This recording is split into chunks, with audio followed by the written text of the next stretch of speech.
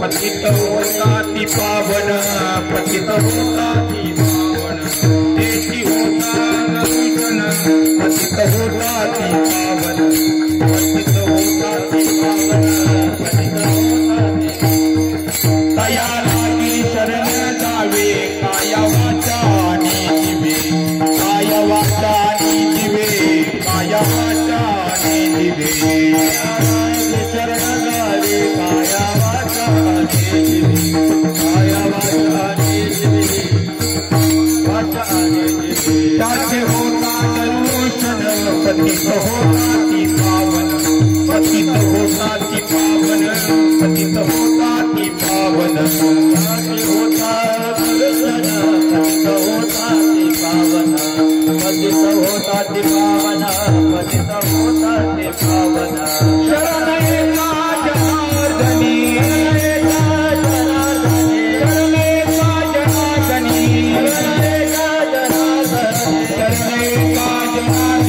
त्याचे पाय आठवे मनी, त्याचे पाय आठवी मनी, त्याचे पाय आठवी मनी, त्याचे पाय आठवे मनी, त्याचे पाय आठवे मनी, त्याचे पाय आठवे मनी,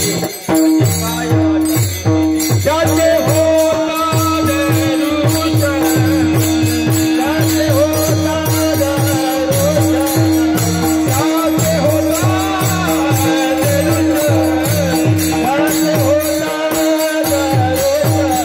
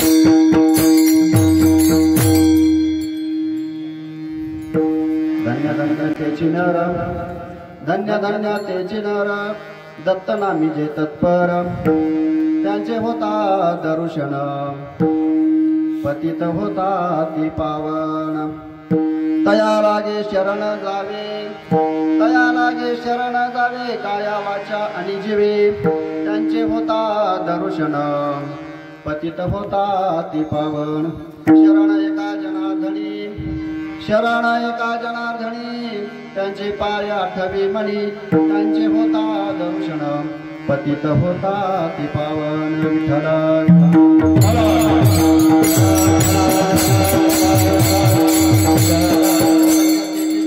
नामी जे तत्पर त्यांचे होता दर्शन पतित होता ती पावन महायोग पीठे तटे भीमरत्या वरम पुंडरीकाय धातु मुनीन्द्रै समागत्य तिष्ठन्तमानन्द कन्दं परब्रह्मनिकं भजे पाण्डुरङ्गा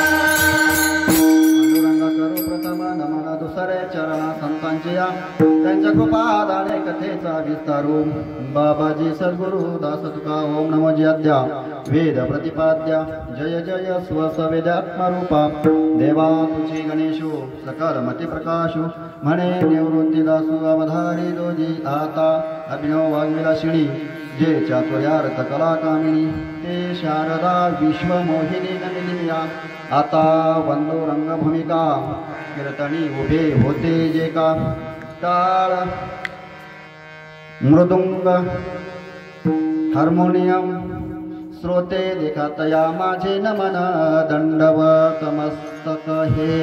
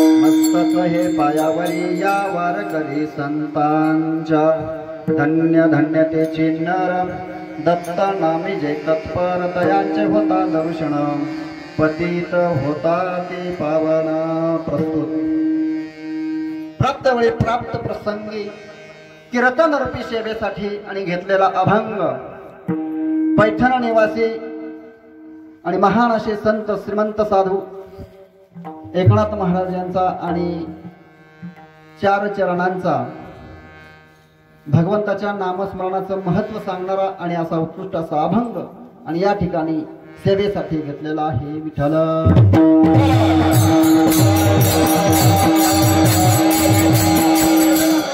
अगोदर अल्पसा परिहार देणं गरजेचं असतं तो असा गेल्या 11 वर्षापासून आपल्या या पावन पवित्र अशा भूमीमध्ये भगवान दत्तात्रयांच्या जन्मोत्सवाच्या सोहळ्याच्या निमित्तानं आणि या दत्त महाराजांच्या प्रांगणामध्ये आपणा सर्वांच्या अनमोल अशा सहकार्यानं आणि अखंड असा हरिनाम सप्ताह गेल्या 11 वर्षापासून आपण आणि संपन्न करत आहोत संपन्न झालेला आहे 11 वर्ष या वर्षी आणि तपपूर्ती सोहळा 12वा वर्ष नैसर्गिक आपत्ती संकट असलं तरीही आणि या दत्त महाराजांच्या कृपेनं त्याचप्रमाणे स्वानंद सुखनिवासी आणि सिद्ध सद्गुरू शंखनाथ बाबा यांच्या कृपाशीर्वादानं याही वर्षी अतिशय आणि उत्साहामध्ये सुरुवात झालेली आहे का नाही 12व्या वर्षामध्ये आपण पदार्पण केलेलं आहे 12व्या वर्षातील 12 दिवस चालणारा हा सोहळा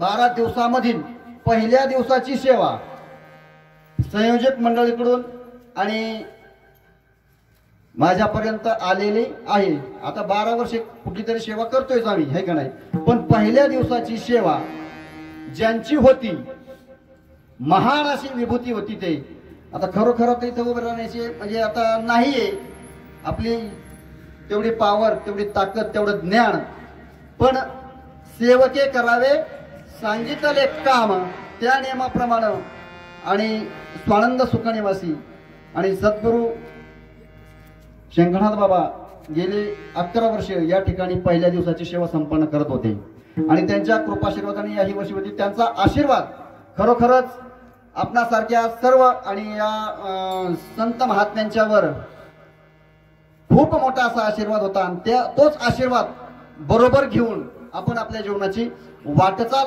करत आहोत याही वर्षी आपण मोठ्या आणि उत्साहाने या सोहळ्यामध्ये आणि सहभागी निश्चितच होणार आहेत आणि स्वानंद सुखाचा आनंद सर्वांना भरपूर मिळणार आहे जरी सावट असलं तरी कुणीही काहीही आणि अजिबात घाबरायचं नाही परंतु सुरुवातीलाच एक विनंती आज पहिला दिवस आहे थोडी डळमळ झालेली आहे थोडी हेळसांड झालेली आहे कार्यक्रम 2-3 दिवसापूर्वीच म्हणजे नियोजित झाला आणि काल संपला पण होता काल तो संपलाही होता पण महाराजांचे खरंच आणि कृपाच आहे आपल्यावर आज 12 वाजता परत ते आपल्याला आज्ञा आली की कार्यक्रम करायला काही हरकत नाही तिथून पुढे सर्व मंडळी जोमाला लागली आहे का तशी मंडळी सगळी आहेतच म्हणून याही वर्षी आपण अगदी कोणालाही न घाबरता फक्त काय करायचं बसताना थोडं अंतर ठेवायचं लय चिपटून बसायचं नाही कारण करंट येतो कधी कधी थोडस अंतर ठेवायचं उद्यापासून पटांगण मोठं आहे काही काळजी करू नका पब्लिक जे ज्यांना यायचं ती येणारच आहेत ज्यांना नाही यायचं त्यांना किती आणलं ते येणार नाही त्यांची काळजी तुम्ही अजिबात करू नका जे येणार आहेत आनंद घ्या आनंद लुटा आणि आनंद लुटून आपल्या जन्माचा सार्थक करून घ्या परत तपपूर्ती सोहळ्यापर्यंत आपण यातली किती जण राहतो हे सांगता येणार नाही अजिबात सांगता येणार नाही म्हणून आजचा दिवस खरा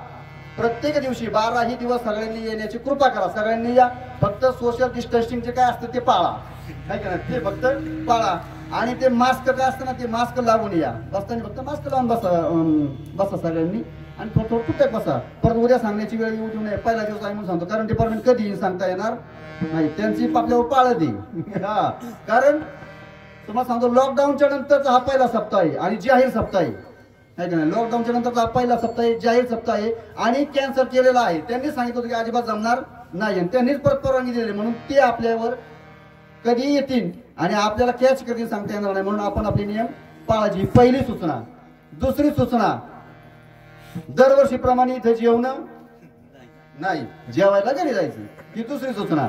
आणि तिसरी सूचना, कार्यक्रमाला थोडं लवकर यायचं, कारण की व्यासपीठ चालक या नात्याने आज सगळं सांगतोय, उद्यापासून कोणी सांगणार नाही. म्हणून या सर्वांनी या नियमाचं सर्वांनी पालन करायचं. आणि शेवटची सूचना अशी, ज्या वेळेस या ठिकाणी महाराज विठ्ठल विठ्ठल म्हणतील त्यावेळेस आपल्या आपल्या तोंडाने विठ्ठल विठ्ठल म्हणायचं. विठ्ठल.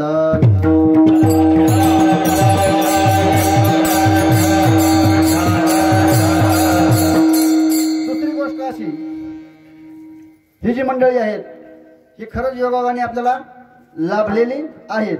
ही तर योगाने लाभलेत, पण हे महत् भाग्याने लाभलेलं आपल्याला हे एक आणि असं व्यक्तिमत्व आहे की स्वप्नात देखील वाटत नव्हतं. स्वप्नात देखील, कोणाच्याही स्वप्नात देखील वाटत नव्हतं. मी प्रथमच का मानतोय, कारण नंतर परत उशीर व्हायला नको ना, नंतर राहतं ती मंडळी काय म्हणतात, महाराज आता उशीर झाला उरकून घ्या.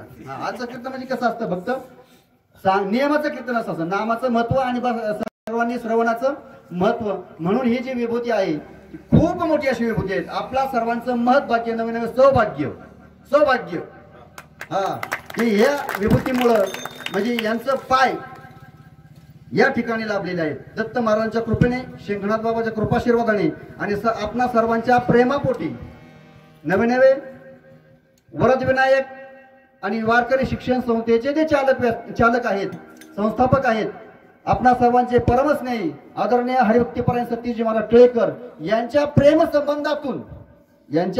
प्रेमसंबंधातून या ठिकाणी आपल्याला खूप मोठा लाभ झालेला आहे. म्हणून याचा सर्वांनी काय करायचा आहे, लाभ घ्यायचा. कारण तुका म्हणे आयशा लाभा मुकला, तुका म्हणे घरी गेला, नाही का नाही, असं नव्हतं आहे. महान विभूती. आता आपली लायकीच नाही त्यांच्या समोर इथं बोलायची, पण कसं आता ते पण खेळी तुम्ही आम्ही खेळी मेळी. आता यांच्याबद्दल मी शेवट 2 शब्द बोलणार आहे, आता नाही बोलणार, कारण आता डिस्टर्ब होईल, नाही का नाही. विठाला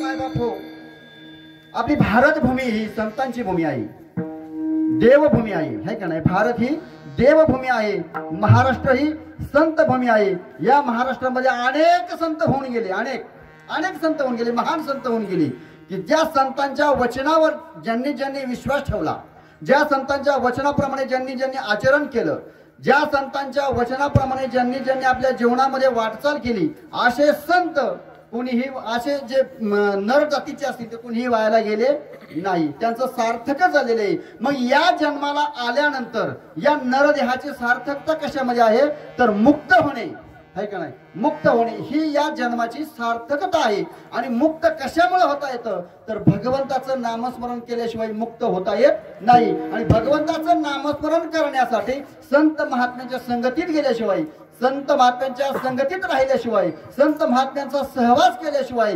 भगवंताचं नामस्मरण कसं करावं हे आपल्याला समजत नाही, उमजत नाही. म्हणून संत महात्म्यांनी भगवंताच्या नामाचं महत्व अनेक ठिकाणी प्रतिपादन केले, अनेक ठिकाणी भगवंताचं नामस्मरणाचं महत्व त्यांनी सांगण्याचा प्रयत्न केला आपणासारख्या सांसारिक जीवाला, आपणासारख्या प्रापंचिक जीवाला. कारण संत महात्म्यांनी आपणासारख्या प्रापंचिक जीवावर एक दृष्टिक्षेप टाकला, या सांसारिक जीवाकडे एक त्यांनी अवलोकन या दृष्टीने पाहिलं संत महात्म्यांनी. तेव्हा संत महात्म्याला असं जाणवलं की जो हा प्रापंचिक जीव आहे ना, हा सांसारिक जीव आहे ना, या प्रपंच सागरामध्ये हा जीव पर तळागाळाला गेलेला आहे, इतका तळागाळाला गेला की तो वरी येणं शक्यच नाही. म्हणून त्यांच्या अंतःकरणामध्ये दया निर्माण झाली, आणि बुडते हे जन न देखावे डोळा, आणि येतो कळवळा म्हणून कळवळा आलेला. का कळवळा आलाय, म्हणून कारण ते पार तळाला गेले. त्यांचा उद्धार करण्यासाठी, त्यांच्या उद्धारासाठी संत महात्मे या भूतलावर जन्माला आले, संत महात्मे या भूतलावर अवताराला आले. आणि अवताराला येऊन या जळ जीवाचा उद्धार करण्याचं कार्य संत महात्म्यांनी केलं.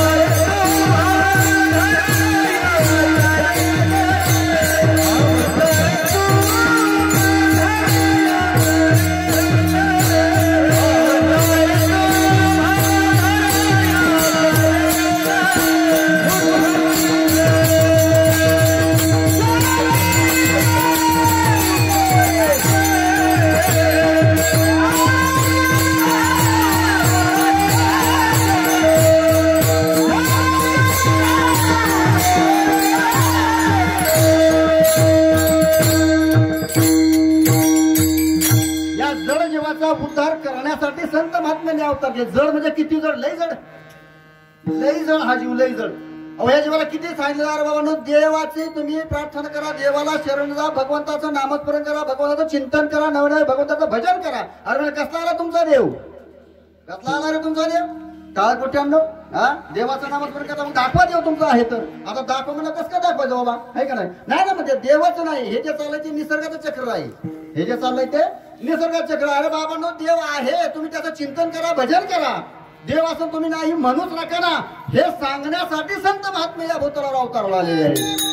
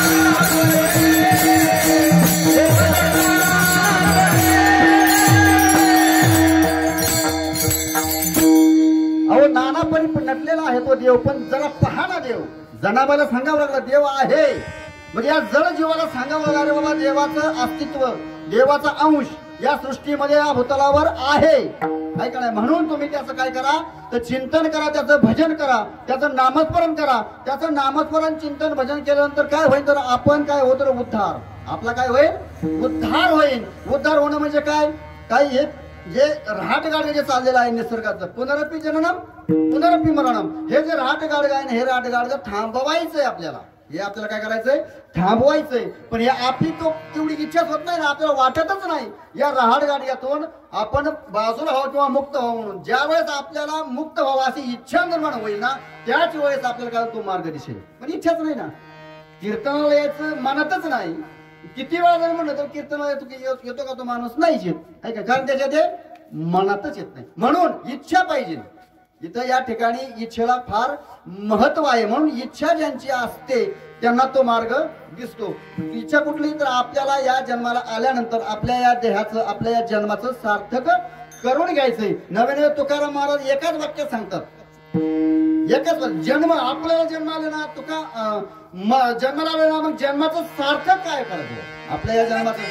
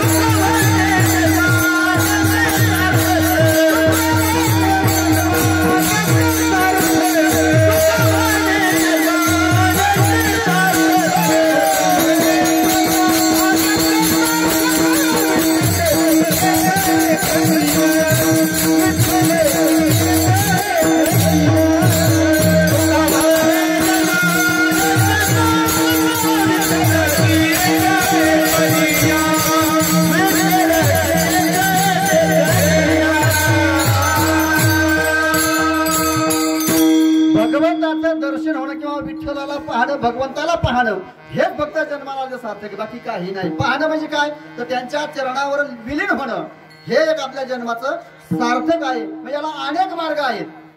संत महात्म्याने अनेक मार्ग पूर्वीच्या प्रत्येक युगामध्ये वेगवेगळी साधनं होती.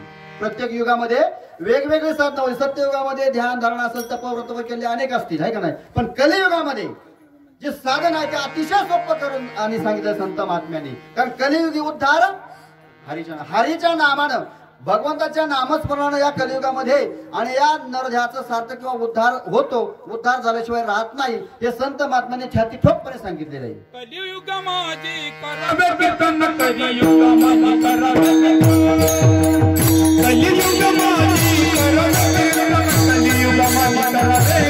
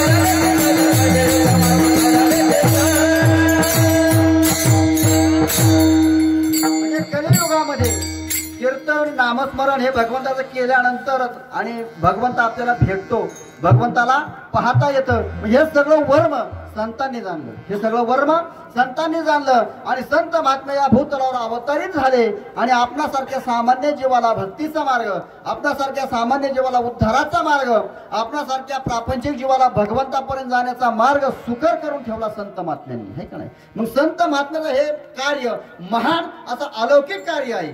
मग या सृष्टीमध्ये संत महात्मे अवतरित झाले, पण वेगवेगळ्या ठिकाणी झाले, आहे का ना, वेगवेगळ्या ठिकाणी आणि अनेक संत महात्मे अवतरित झाले. मग संत महात्म्यांनी विचार केला, आपण तर भगवंतापर्यंत पोहोचणारच आहोत, आपण भगवंताची प्राप्ती करून घेणारच आहोत, पण आपल्याही बरोबर सामान्य जीवाला सुद्धा भगवंतापर्यंत जाता यावं किंवा भगवंत सामान्य जीवालाही मिळावा, सामान्य जीवाचाही उद्धार व्हावा, या एका हेतूनं सर्व संत महात्मे एकत्र आले. सर्व संत महात्मे एकत्र आले. त्यामध्ये आणि देहूचे आणि जगद्गुरु तुकाराम महाराज असतील, आळंदीचे महावैष्णव ज्ञानेश्वर महाराज निवृत्ती महाराज असतील, है का नाही, पंढरपूरचे आणि नामदेव महाराज असतील, पैठणचे एकनाथ बाबा असतील, है का नाही, असे अनेक सर्व संत एकत्र आले. वास्तविक पाहता महावैष्णव ज्ञानेश्वर महाराज यांचा पंथ कुठला तर ते नाथपंथात, नाही का नाही, त्यांचा पंथ सुरुवातीचा नाथपंथ. इकडं जगद्गुरु तुकाराम महाराजांचा चैतन्य संप्रदाय, नाही का नाही. इकडं पंढरपूरकडे पाहिलं तर पंढरपूर नामदेव महाराजांचा वैष्णव म्हणजे वारकरी संप्रदाय. इकडं पाहिलं पैठणला एकनाथ महाराजांचा दत्त संप्रदाय. म्हणजे असे संप्रदाय वेगवेगळे भिन्न भिन्न असतील, नाही का, भिन्न भिन्न असतील, पण सर्व संप्रदायांनी मिळून एकत्र येऊन भगवंताचं नामस्मरण, भगवंताचं चिंतन, भगवंताच्या नामाचा महिमा, भगवंताच्या आणि प्राप्तीचा महिमा, भगवंताच्या प्रगट होण्याचा महिमा सर्व संतांनी येऊन एकत्र येऊन तो आणि एकत्र येऊन तो मेळ बसविला आणि मेळ बसविल्यामुळेच आपणासारख्या सामान्य जीवाला उद्धाराचा मार्ग सापडला, उद्धाराचा मार्ग सापडला. पण तरी हा जीव, प्रत्येक जीव उद्धार पावतो का, उद्धार होतो का त्याचा? नाही. प्रत्येक जीवाचं सार्थक होतं का? नाही. कारण हे जीव जे आहेत, हे जीव या जीवाच्या आणि पाठीमाग अनादी काळापासून प्रपंच लागलेला आहे. अनादी काळापासून तो प्रपंच त्याच्या पाठीला चिकटलाय, हा जम चिकटलेला आहे पाठीला तो प्रपंच. त्याच्यामुळे हा प्रपंच त्याला सोडूच वाटत नाही, हा प्रपंच त्याला सोडावा वाटत नाही. आणि हा प्रपंच सोडावा वाटत नसल्यामुळे मग त्याला काय वाटतं की आता वेळच नाही माझ्याकडे, कारण ह्या प्रपंचातून, या संसारातून भगवंता तुझ्यापर्यंत येण्यासाठी मला अजिबात वेळ नाही. काय करू बाबा, या संसाराच्या पायी मी इतका जाम गुंतलोय, इतका आणि बांधला गेलेलो आहे की तुझ्यापर्यंत, तुझ्या दारापर्यंत येण्यासाठी मला वेळ नाही. ही तळमळ व्यथा आहे, व्यथा जरूर आहे. कारण भगवंताचाच अंश हा जीव आहे ना, हा जो जीव आहे भगवंताचाच एक अंश आहे आणि हा अंश त्या अंशीला भेटण्यासाठी तळमळ करतोय. सदा त्याची आणि उलघाल चालू आहे, पण त्याला योग्य मार्गदर्शन न मिळाल्यामुळं, त्याला योग्य असा सहवास न मिळाल्यामुळं तो जीव आहे तसाच दाबला जातोय, आहे तसाच. त्याला फक्त इच्छा आहे, तळमळ आहे, पण तो मार्गदर्शनाअभावी किंवा सहवासाअभावी भगवंतापर्यंत पोहोचू शकत नाही. त्यावेळेस या जीवाला असं वाटतं की भगवंता माझी मस्त इच्छा आहे, माझी खूप अशी इच्छा आहे की माझ्या जीवाचा उद्धार व्हावा, काही मी उद्धार पावे, काही मी उद्धार पावे.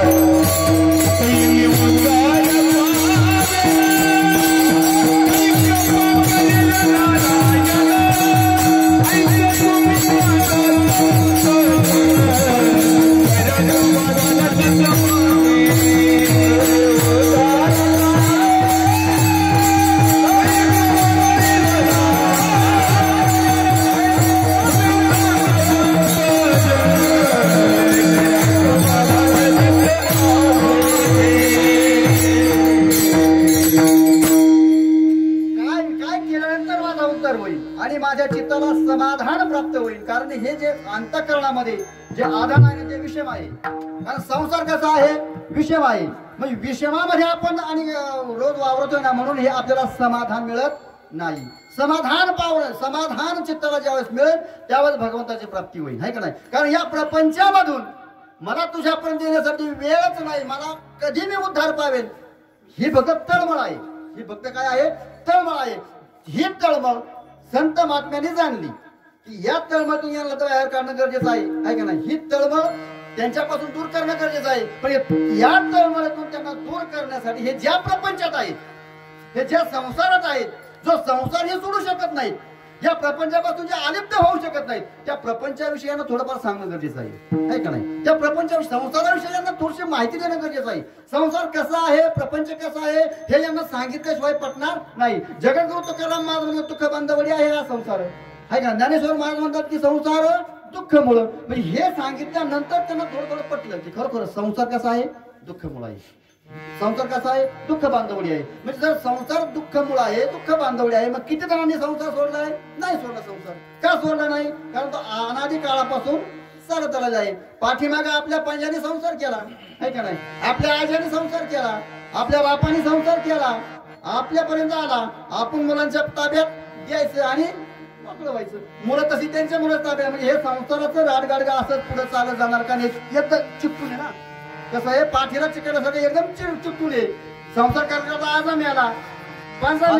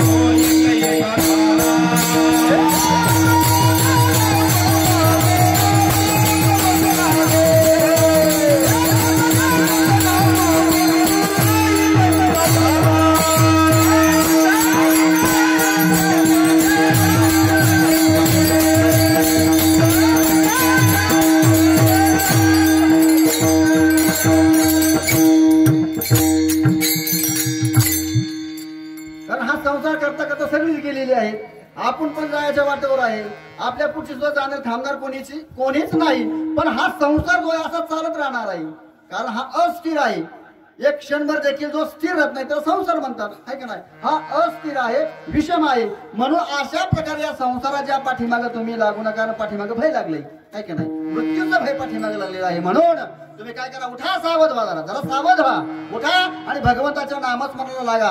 भगवंताच्या चरणाला लीन व्हा. भगवंताचं कीर्तन करा, भगवंताचं भजन करा. आणि ते केल्याशिवाय तुम्हाला सद्गती नाही. ते केल्याशिवाय तुमच्या जीवनाचं सार्थक होणार नाही. मग अशा प्रकारे अनेक जणांना, अनेक प्रापंचिक जीवाला आणि संत महात्म्यांनी उपदेश केला, सांगण्याचा प्रयत्न केला, तरी काहीही फरक पडण्यासारखं दिसत नव्हतं. म्हणून संत महात्म्यांनी अनेक वेळा पाया पडले. लागून या पाया विनवतो तुम्हाला, करे टाळे बोला, तरीही लोक ऐकणार. कारण पार पायाला लागले तरी हे तुम्ही ऐकत नाही ना. मग टाळ्या बोला जोडून विनवतो तुम्ही वासुदेव वासुदेव, तरीही काय ऐकणार, तरीही काही मंडळ ऐकणार. मग जगद्गुरु तुकाराम महाराजांना म्हणावं लागलं, किती सांगितलं तरी, किती सांगू तरी नाही कमी पडीचे.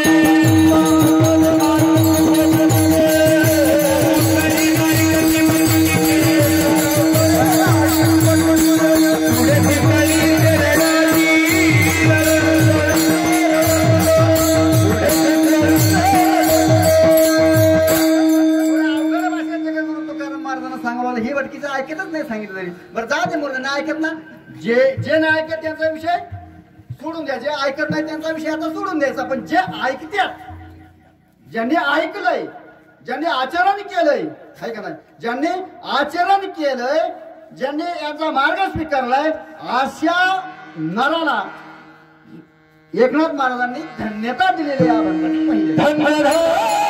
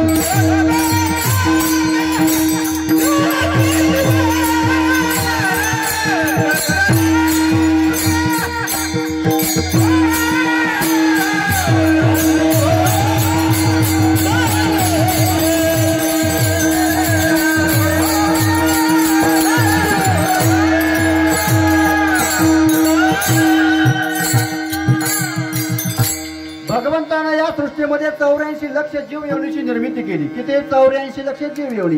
त्यामध्ये नरदेहाची निर्मिती केली. म्हणून तो जे नरदेहाला आले ते धन्य आहेत. जे नरदेहाला जन्माला आले ते धन्य आहेत. पण या नरदेहाला जन्माला येऊन ज्याने भगवंताचं नामस्मरण केलंय, जे भगवंताच्या नामावर विश्वास ठेवून आहेत, जे भगवंताच्या नामावर स्वार झालेले आहेत, ज्यांनी भगवंताच्या नामामृत सेवन केलेलं आहे, ते नर धन्य धन्य दुरुक्ती केली. म्हणजे त्याला धन्यता परत दिली, डबल धन्यता दिलेली आहे. ते धन्य आहेत. पहिलं धन्य कशाचे आहेत? ते नरामध्ये जन्माला आले, म्हणजे मानव देहाला जन्माला आले म्हणून ते धन्य आहेत. पण ते परत धन्य आहेत की जे भगवंताचं नामस्मरण करतात, ते डबल म्हणजे 2 वेळा धन्य आहेत. म्हणून एकनाथ महाराजांनी या ठिकाणी 2 वेळा धन्य धन्य हा शब्द वापरलाय. 2 वेळा.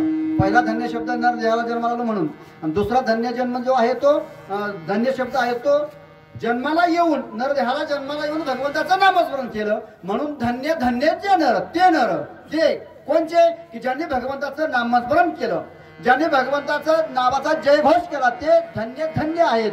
आणि असे जे धन्य आहेत ना, असे अनेक धन्य होऊन गेलेले आहेत. या भगवंताच्या नामस्मरणावर जे अनेक नर किंवा अनेक नरदेह जन्माला येऊन त्यांनी सार्थक करून घेतले ते धन्य धन्यच आहेत.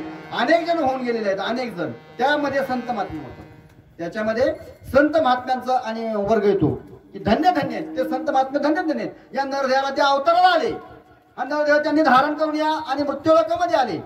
भगवंताचं नामस्मरण करण्यासाठी असा नाशिवंत असणारा देह त्यांनी धारण केला, स्वीकारला. कारण की भगवंताचं नामस्मरण करण्यासाठी फक्त हाच देह कामाला येतो. इतर योनीमध्ये भगवंताचं भजन करता येत नाही, आहे का नाही? इतर योनीमध्ये भगवंताचं नामस्मरण करता येत नाही, इतर योनीमध्ये भगवंताला ओळखता येत नाही, इतर योनीमध्ये भगवंताला आपलासा करून घेता येत नाही. फक्त एवढी एकच योनी आहे ती भगवंताला आपलासा करून घेते. भगवंताचं नामस्मरण त्याच्या मुखाने त्याला करता येतं, हाताने भगवंताच्या नावाची टाळी वाजवता येते, कानानं भगवंताचं गुणगान ऐकता येतं, डोळ्यानं भगवंताचं रूप पाहता येतं. एवढी एकच योनी आहे की जे भगवंताला आणि ते ओळखू शकते. म्हणून ते नर काय आहेत, धन्य धन्य आहे. आणि असे जे धन्य नर आहेत, असे जे नर धन्य आहेत ना, ते काय आहेत, त्यांचं मला काय व्हावं, दर्शन व्हावं.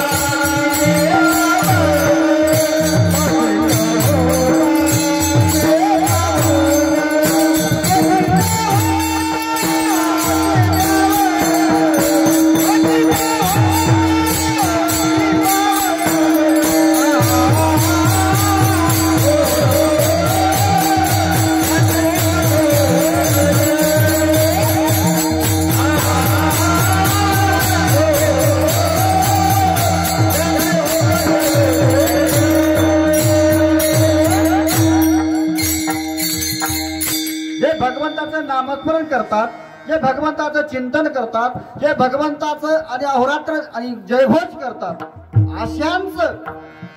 अशांच दर्शन झाल्यानंतर जे पतित आहेत ते पतितांचा उद्धार होतो. म्हणजे जे पतित काय होतात तर पावन होतात. म्हणजे पतित कोण आहेत या सृष्टीमध्ये, या भूतलावर? पतित म्हणजे अज्ञानी. आपण पतित आहोत.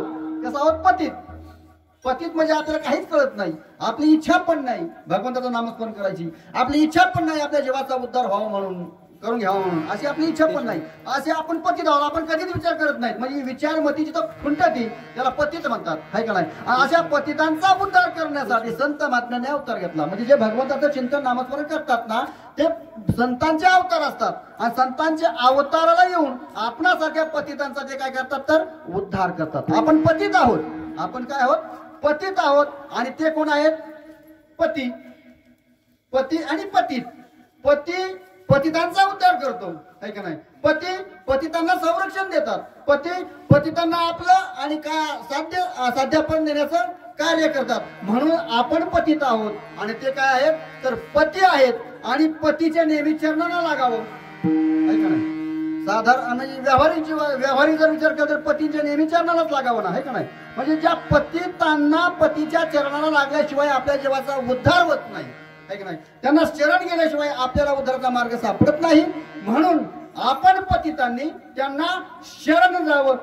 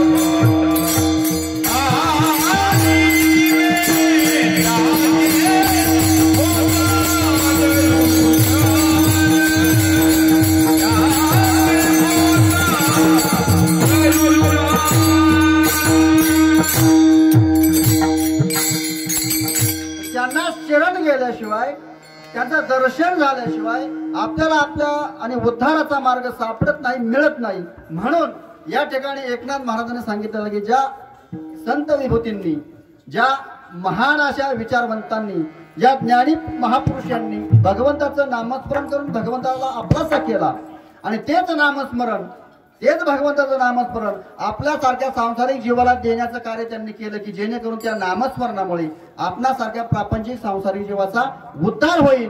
ते नामस्मरण, त्या नामस्मरणाच्या जीवावर आपण आपला उद्धार करून घेणं गरजेचं आहे. हे संत महात्म्याने आपल्याला शिकवलं, हे संत महात्म्यांची शिकवण आहे, हा संत महात्म्यांचा मार्ग आहे. मी त्याचं एकदा भजन करणं गरजेचं आहे.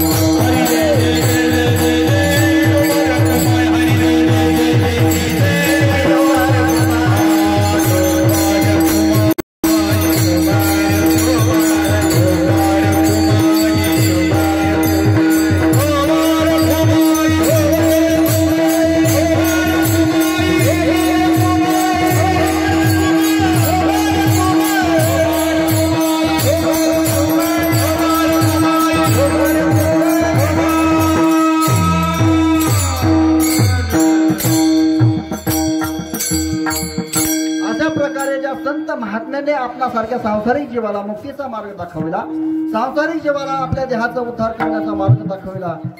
त्याची जी साधना आहेत त्या साधनांच्या माध्यमातून संत महात्म्याने आपल्यासारख्या जीवाला सांगितले, बाबांनो या नरदेहाला तो जन्माला आलेला असणार तर या नरदेहाचा मातेरा तो करू नको, आहे का ना? या नरदेहाचा तो अजिबात मातेरा करू नको, कारण खूप असा दुर्लभ असा नरदेह तुला प्राप्त झालेला आहे.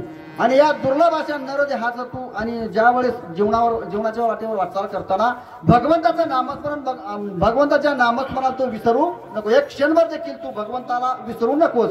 जर क्षण देखील तुझा वायाला गेला, हा क्षण तुला परत मिळणार नाही. म्हणून सावध व्हा बाबा. म्हणून काय हो, तर प्रत्येक क्षणी सावध हो. कारण कशासाठी सावध व्हा? कारण क्षणोक्षणी हाच करावा विचार. प्रत्येक क्षणात तू फक्त हाच विचार कर.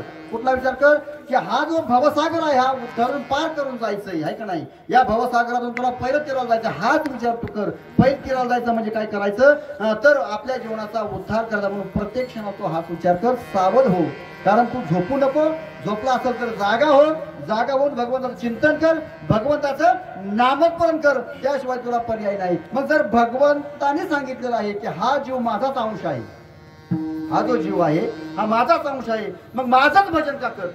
अंश तर त्याचंच आहे, मग त्याचंच भजन का करायचं? तर या भगवंताने जेव्हा सृष्टीची निर्मिती केली, सृष्टीच्या निर्मितीनंतर जीवांची निर्मिती केली, जीवांच्या निर्मितीनंतर सांसारिक जीवांच्या निर्मितीनंतर भगवंताने या ठिकाणी मायेची निर्मिती केली. आणि ती माया आपल्याला सोडित नाही. या ज्या मायाजाळातून पार होण्यासाठी, ह्या मायाजाळ दूर करण्यासाठी, मायाजाळातून पलीकडे जाण्यासाठी भगवंताचं चिंतन करायचंय. कसं करायचंय?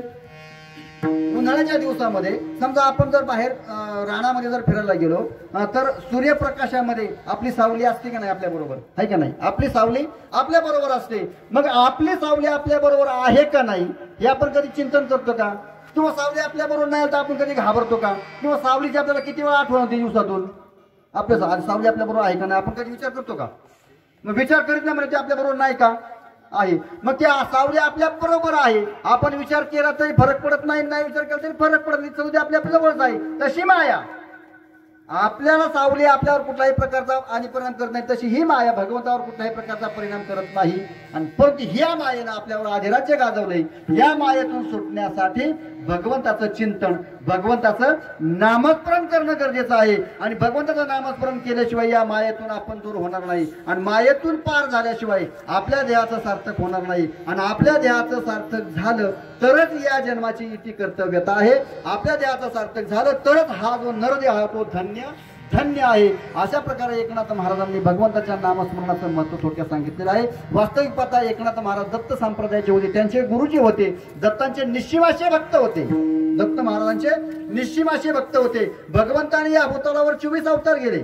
24 अवतारामध्ये प्रमुख मुख्य असे 24 अवतार झाले. त्या 24 अवतारापैकी 6वा अवतार जो आहे तो दत्त महाराजांचा आहे. आपण अनेक गुरु पाहिले, अनेक श्रीगुरु पाहिले, अनेक जगद्गुरु पाहिले, पण दत्त महाराज असा अवतार आहे. ते कसे आहेत तर ते विश्वगुरु आहेत. ते काय आहेत? विश्वगुरु आहेत. शिवाय गुरूंना आपण नमन करतो, दंडवत करतो, पण दत्त महाराज गुरु पण आहेत आणि देव पण आहेत. म्हणून आपण शेवटी काय म्हणतो? जय गुरुदेव दत्त. म्हणजे असे विश्वगुरु भगवान दत्तात्रय महाराज यांचा जन्मोत्सव या ठिकाणी संपन्न होत आहे. भगवंतांनी दत्त महाराजांनी जो अवतार केला तो अवतार कशासाठी केलेला आहे? भगवंताचे जे अवतार झाले काहीतरी कारणामुळे झालेले आहेत ना. काही अवतारामध्ये भगवंतांनी जे अवतार केले भक्तांचं आणि रक्षण करण्यासाठी, काही अवतार भक्तांसाठी केलेले आहेत, काही अवतार धर्मासाठी केलेले आहेत, आहे का नाही? पण हा जो अवतार आहे हा अवतार असा विशेष असा धर्म असतो त्या धर्माचं रक्षण करण्यासाठी. म्हणजे धर्माचा कुठला धर्म होता तो पतिव्रतेचा धर्म.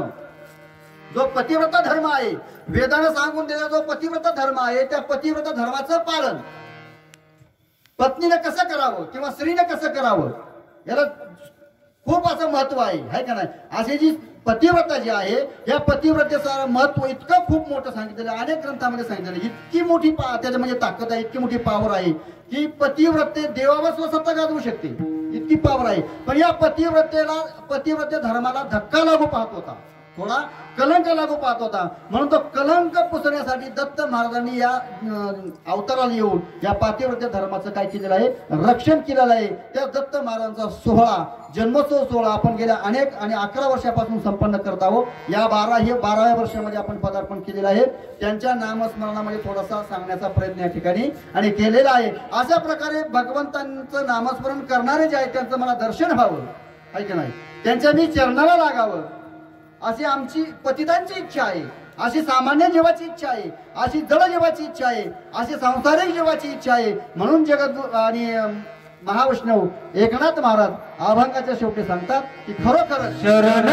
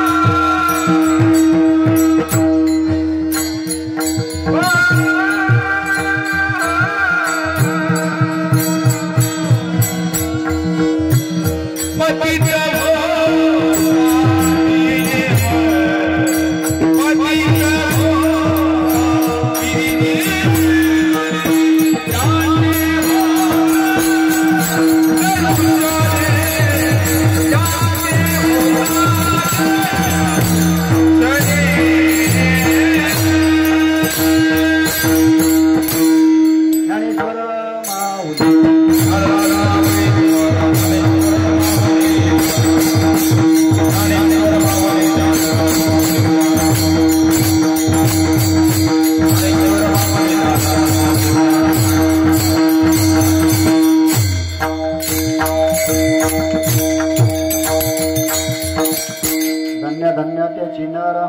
धन्य धन्य त्याचे नर दत्त नामी जे तत्पर त्यांचे होता दर्शन पतित होता ती पावण तया लागी शरण जावे काया वाचा आणि जीवे त्यांचे होता दर्शन पतित होता ती पावण शरण एका जनार्दनी त्यांचे पाय आठवा मणी त्यांचे होता दर्शन पतित होता ती पावण अल्पशा बुद्धिमत्ताप्रमाणे या अभंगावर बोलण्याचा चिंतन मांडण्याचा प्रयत्न केला फक्त अभंगाला स्पर्श झाला असं म्हणता येईल आहे का नाही कारण फक्त नामाचा महिमा थोडक्यात सांगायचा होता आजची खरी जी सेवा आहे ती सेवा स्वानंद सुखनिवासी सद्गुरू सिद्ध सद्गुरू शंकरनाथ बाबा यांची तुमचा सर्वांच्या कृपा आशीर्वादानं तुमच्या सर्वांच्या आणि सहकार्यानं आज या ठिकाणी बोलण्याचा आणि कायाला योग आला भाग्य समजतो माझं गेल्या 11 वर्षापासून आपण सर्व मंडळी एकत्र आणि हरिनामाची पताका खांद्यावर घेऊन आपल्या वारकरी संप्रदायाचा आणि प्रचार प्रसार अभंगाच्या कीर्तनाच्या प्रवचनाच्या माध्यमातून करत आहोत खरोखरच भगवंतानं आपणाला जन्माला घातलं तर सार्थक झालंच आहे का नाही तुमच्या आमच्या खेळीमध्ये सगळं सर्वांचे सहकार्याने सार्थक झाल्याशिवाय राहणार नाही होणारच आहे कारण संत महात्म्यांची ही वचनं आहेत सेवा आणि संपन्न करत असताना या ठिकाणी रथी महारथी आहेत आहे का नाही रथी महारथी आहेत तसं वास्तविक पद सगळ्यांचा आणि सहकार्यानेच चालतं पण मला या कुठलंच ज्ञान नाही बाबा याच्यातलं म्हणजे हा फक्त काय सेवा येतं सेवा हा दारवंटा फक्त सेवा करतोय मला पेटीतलं एवढं ज्ञान नाही गायकीचं एवढं ज्ञान नाही काय नाही एवढं नाही पण सिद्ध सद्गुरू शंकरनाथ बाबांचा कृपाशीर्वाद त्यांचा फक्त काय ह्या सर्व मंडळींनी त्यांच्याबरोबर माझ्यावर सुद्धा हा काय आहे त्यांचा फक्त कृपाशीर्वाद आणि त्यांची जागा चालवण्याचं भाग्य मला मिळतंय ते पण तुमच्या सहकार्यानं मिळतंय आणि या जागेवर उभं राहिल्यामुळं तुम्ही असल्यामुळं मला काय म्हणजे काही वाटतच नाही फक्त बोलायचं काम करतो मला तर बोलून दिलं नाही आज एवढं आहे का नाही बोलून पण दिलं नाही म्हणजे तुम्ही असल्यानंतर मला कुठल्या प्रकारचं टेन्शन नाही चिंता नाही काय नाही त्यांचा कृपाशीर्वाद आहे त्यांच्या कृपाशीर्वादाने ही सेवा संपन्न झालेली आहे या ठिकाणी सेवा संपन्न करत असताना आज सगळ्यांचं आभार मानतो आहे का नाही आज सगळ्यांचं आभार मानतो कारण योगायोगानं आपण सर्व एकत्र आलेलो आहोत हे होत्याचं नव्हतं झालेलं होतं पण परत झालं आहे का नाही परत झालं आहे का ना परत खेळ जुळून आणला म्हणून सर्वांचा आभार मानतो या ठिकाणी प्रथम गणेश आहे का नाही गणेश महाराज आहेत आणि त्यांनी आणि ज्या ठिकाणी उपस्थिती दाखवली त्यांचं पण कीर्तन आहे बरं का लक्षात ठेवा तुम्ही म्हणता की मला फोन आला नाही फोनची अजिबात वाट बघायची नाही कोणाची कोणीच फोनची वाट बघू नका कोणाचा फोन येणार आहे आणि तिकडून याला फोन आले काय करणार तुम्ही हे का नाही हा सर्व आपलाच कार्यक्रम आहे गणेश महाराज आहेत भाऊसाहेब महाराज वरती आहेत आपले मामा आहेत हे का नाही हा या ठिकाणी आता यांचं नावच कसं काय हे का नाही महान अशी ज्यांनी महाराष्ट्र हादरवला ज्यांनी या आपल्या संप्रदायाचं नाव महाराष्ट्राचे नवे आणि कानाकोपऱ्यात नेलं असे आहेत ऋषी महाराज आहेत असे आपले आबा आहेत आहे का नाही आबा तुमच्या आवाजात नेमकं काय हो नेमकं काय आहे तुमच्याकडे काय नेमकं आम्हाला ते समजतच नाही ठीक आहे नाही आबा आहेत धन्यवाद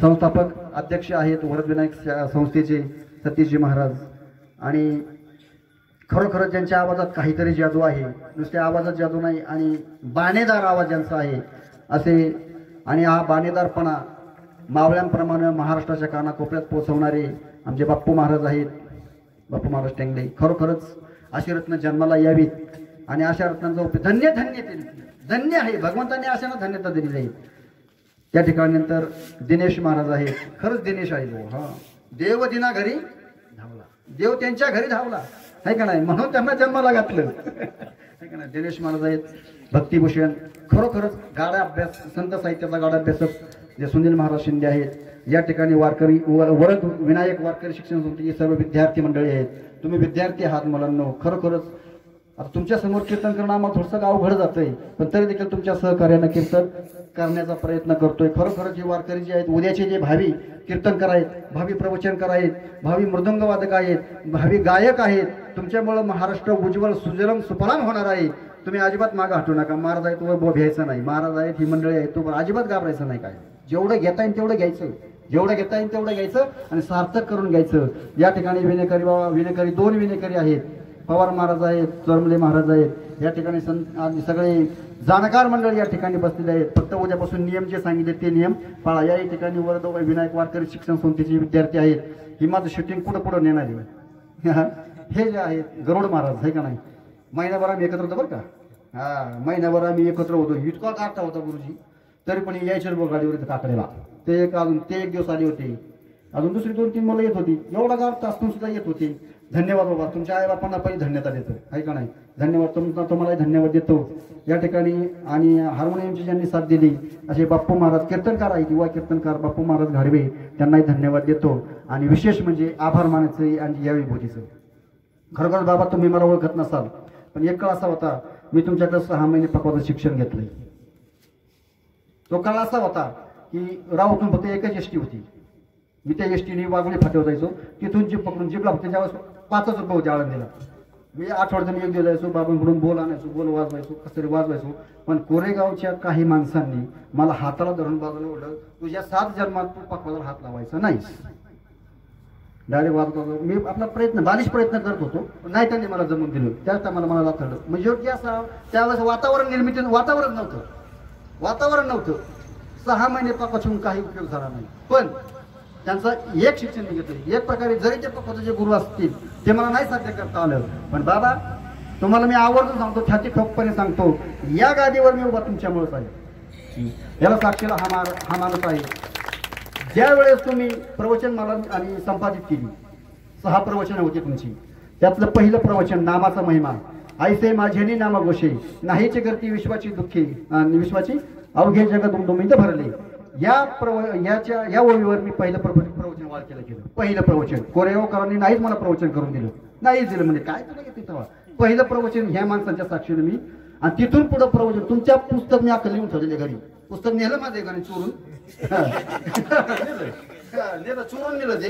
पण तुमची जी 6 प्रवचन, नाममय असेल, श्रवणमय असेल, ग्रंथमय असेल, सद्गुरुमय असेल, 6 प्रवचन आहेत तुमचे आजही माझ्याकडे ती जतन करून आहेत. आणि त्याच जोरावर तिथून पुढे मी बोलायला सुरुवात केली. आधी प्रवचन करत होतो, नंतर कीर्तन करायला लागलो. कीर्तनकार नाही मी, खरं प्रवचन करायची. पण कीर्तन योगायोगाने म्हणजे आलेलं आहे. फक्त सेवा आहे म्हणून कीर्तन करतो. बाजाभर जास्त प्रवचन आहे. आणि तुमच्या प्रवचनाची कशी छाप माझ्यावर पडली सांगता येत नाही. पण आज दुर्मिळ योग आला. खरंच आपलं दर्शन व्हायचं होतं. त्यावेळेस तुम्ही माऊलींच्या मंदिरासमोर तिथं राहत होतं, तिथं फक्त आपली भेट झाली. त्याच्यावर आज भेट होती. खरंच माझं महत्भाग्य आहे, माझं भाग्य आहे. तुमच्या चरणाला मी आणि विनम्र अशी प्रार्थना करतो की तुमचा कृपाशीर्वाद सुद्धा म्हणजे आज्ञानपणा किंवा असावा अशी फक्त तुमच्या चरणाला लागतो. या ठिकाणी खरोखरच तुम्हाला धन्यवाद देतो बाबा. तुमची योग्यता कित्येक जणांना ओळखता आली नाही. पण असो, जे महाभाग्य आहे, जे खरंच धन्य आहेत, त्यांनी यांची योग्यता ओळखलेली आहे, यांच्याकडून काहीतरी घेतलेलं आहे. यांच्यामुळं बरीच मंडळी आज महाराष्ट्रभर फिरतात यांच्यामुळं. आणि यांच्यामुळेच काही सामान्य मंडळी सुद्धा अज्ञात असतील, ती सुद्धा अशी आमच्यासारखी आहे. सध्या या वारकरी संप्रदायाच्या आणि याच्यावर वाटचाल चालू आहे आमची. तुम्ही काही चिंता करू नका. अज्ञानपणे का होईना, अज्ञात का असताना तुम्ही माझे गुरु आहात म्हणून तुमच्या चरणाला स्पर्श करतो. या ठिकाणी सेवेला प्रणाम. विठ्ठल